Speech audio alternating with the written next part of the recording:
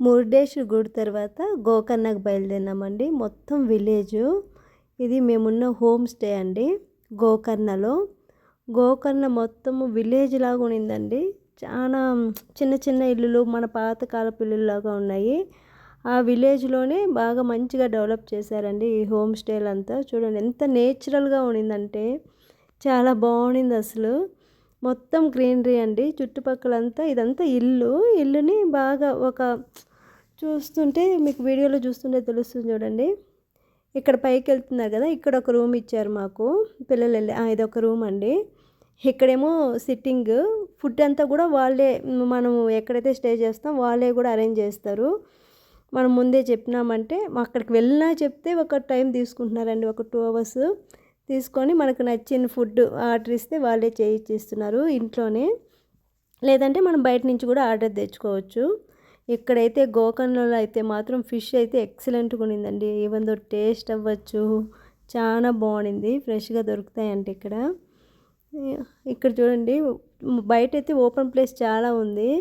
బాగా పిల్లలు ఆడుకునేదానికి అవ్వచ్చు, మనం చిల్ అయ్యేదానికి అవ్వచ్చు.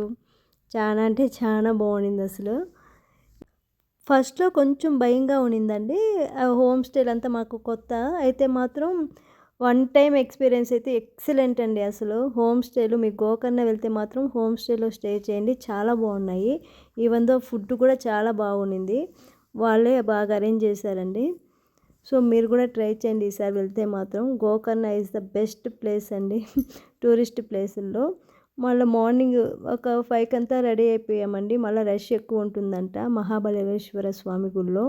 ఫస్ట్ మేమేమో రెడీ అయిపోయిన తర్వాత మాకు ఇక్కడ అన్నీ దగ్గరే అండి. హోమ్ స్టేస్ అన్నీ దగ్గరే గుళ్ళకి. కరెక్ట్గా ఒక 4 to 5 minutes అంతే. ఫస్ట్ సిద్ధి వినాయక స్వామి గుడికి వెళ్ళామండి పక్కనే. తర్వాత మహాబలేశ్వర స్వామి టెంపుల్కి వెళ్ళాము. వినాయకుని గుడిను ఈయన గుడి దగ్గరే అండి. రావణాసుడు అంట శివుడి కోసం బాగా తపస్సు చేసి ఆత్మలింగాన్ని పొందుతాడండి. ఆత్మలింగాన్ని పొందిన తర్వాత మహావిష్ణువు వచ్చి ఆయన్ని ఎక్కడ తీసుకెళ్ళిపోతారో రావణాసుడు అని చెప్పి గణపతి రూపంలో బ్రాహ్మణ రూపంలో పంపించి ఆత్మలింగాన్ని అక్కడ స్థిరపరుస్తారంటండి. ఆ ప్లేస్ వచ్చి ఇక్కడ మహాబలేశ్వర గోకర్ణ అంటండి. ఆత్మలింగాన్ని వచ్చి మనం టచ్ చేయొచ్చండి. నేను అక్కడ వీడియోలో క్లిప్ యాడ్ చేశాను చూడండి. వాళ్ళు మన దగ్గర పాలు నీళ్ళు అన్నీ వేయిస్తున్నారు, మనం పూలు వేయచ్చు. అసలు ఫస్ట్ టైం అండి మనం ఆ లింగాన్ని తాకచ్చు అనేది అయితే మాత్రం ఇక్కడ తాకచ్చు. చాలా అదృష్టం ఉండాలంట. మేమైతే చాలా లక్కీగా ఫీల్ అయ్యామండి. చాలా అలాగే ఉండింది ఫీల్ అంతా కూడా గుడిలో ఆత్మలింగాన్ని టచ్ చేసినప్పుడైతే. తర్వాత దర్శనం అంతా అయిపోయిన తర్వాత బ్రేక్ఫాస్ట్ చేసుకొని దగ్గరలో ఓం బీచ్ చాలా బాగుంటుందంటే మళ్ళీ ఓం బీచ్కి వెళ్ళామండి. ఇది ఫస్ట్ ఇది ఎంట్రన్స్, ఓం బీచ్ది ఎంట్రన్స్. ఇదంతా కూడా ఎంట్రన్స్. ఇక్కడ చాలా అంటే చాలా బాగుండిందండి. అంటే ఎంత బాగుండిందంటే చూడండి, వీడియో నేను యాడ్ చేస్తున్నాను. షాపింగ్ కూడా చాలా బాగుండిందండి. ఇవి అక్కడ మా పాప వేసుకుంది కదా, ఈ స్ట్రింగ్స్ అంతా కూడా వాళ్ళే చక్కగా అల్లారు.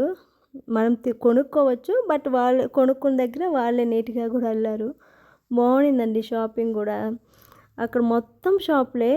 ఇది బీచ్లో మేము కొద్దిసేపు బాగా ఎంజాయ్ చేసాము. తర్వాత అక్కడ చూపిస్తున్నారు కదండి, మేము ఇక్కడ మా పాప నేను అక్కడ చెట్ల దగ్గర అంతా మనకు ఎలా అంటే చిన్న చిన్న షాపులు, తర్వాత ఏమో మంచాలు అంటారు కదా, ఆ కార్డ్స్ వేసేసి వాళ్ళు చాలా రీజనబుల్గా అనిపించిందండి. రియల్ పర్ల్స్ కానీ బీడ్స్ అన్నీ చాలా బాగా దొరికాయి. అవంతా కొనుక్కున్న తర్వాత ఇంకా పిల్లలు ఏమో అస్సలు రావట్లేదు, ఆడుకుంటున్నారు బీచ్లో. ఇంకా బయలుదేరేస్తాం కదా బీచ్ తర్వాత, ఇంకా బెంగళూరు బయలుదేరేయాలని చెప్పి కొద్దిసేపు ఆడుకున్న తర్వాత బయలుదేరదాంలే అని చెప్పి వదిలేసాం పిల్లల్ని. ఇంకా వాళ్ళేమో లోపలికి వెళ్ళి ఆడుతున్నారు. ఇంక మేమేం చేస్తాం, ఇదిగో ఇలా ఫోటోలు, మేము కూడా కొద్దిసేపు చిల్ అవుతా వీడియోలు అవి తీసుకుంటూ ఉన్నాము. చాలా బాగుంది అసలు. ఓం బీచ్ అంటే అటు సైడ్ కూడా అంతా బోటింగ్ అంతా ఉంటుందంటండి, 2 sides. మేమేమో ఈ సైడ్ వచ్చాము. ఇక్కడ కూడా బోటింగ్ ఉండింది, అక్కడ కనిపిస్తాను చూడండి. మేమైతే బోటింగ్కి వెళ్ళలేదు. అయితే చాలా బాగుండిందండి. చూడండి ఎంత బాగుండిందంటే అక్కడ సెక్యూరిటీ కూడా పెద్దగా ఏమి అంత రెస్ట్రిక్షన్స్ ఏం చేయలేదు. మేము కొంచెం లోపలికి వెళ్ళినా కూడా ఫ్లో తక్కువే ఉండింది. సో సో అందుకని సెక్యూరిటీ కూడా ఏమంత చేయలేదు. ఇవంతా షాపింగ్ అండి. ఇవంతా హార్డ్లీ ఒక 50, 100 లోపలే వచ్చాయి. చాలా రీజనబుల్ అనిపించింది. ఈవెన్ దో ఒక రియల్ పర్ల్స్ కూడా చాలా రీజనబుల్ అనిపించింది. ఇంకెంతసేపటికి రావట్లేదు పిల్లలు. ఇంకేం చేస్తాం కూర్చొని మేము వాళ్ళ మీద సెటైర్లు వేస్తా కూర్చున్నాము. అలా మాట్లాడుకుంటా చిల్ అవుతా ఉన్నాము. బాగుండిందండి అసలు గోకర్ణ.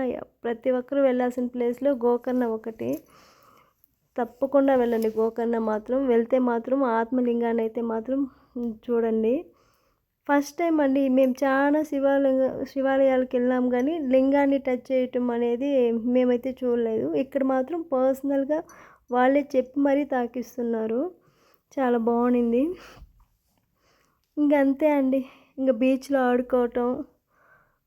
వెళ్ళిపోతున్నామని కొంచెం బాధ అనిపించినా కూడా ఇంకేం చేయలేం కదా, స్కూల్స్ అన్నీ స్టార్ట్ అయిపోతాయని చెప్పి వచ్చేసాం. కానీ చాలా బాగుండింది అసలు ట్రిప్ అయితే మాత్రం. 4 డేస్ ఎలా వెళ్ళిందో కూడా తెలియదు. ఎస్పెషలీ గోకర్ణ అయితే మాత్రం చాలా అంటే చాలా బాగుండింది. హోమ్ స్టే అవ్వచ్చు, ఆత్మలింగం అవ్వచ్చు, అన్నీ కూడా, బీచ్ అవ్వచ్చు.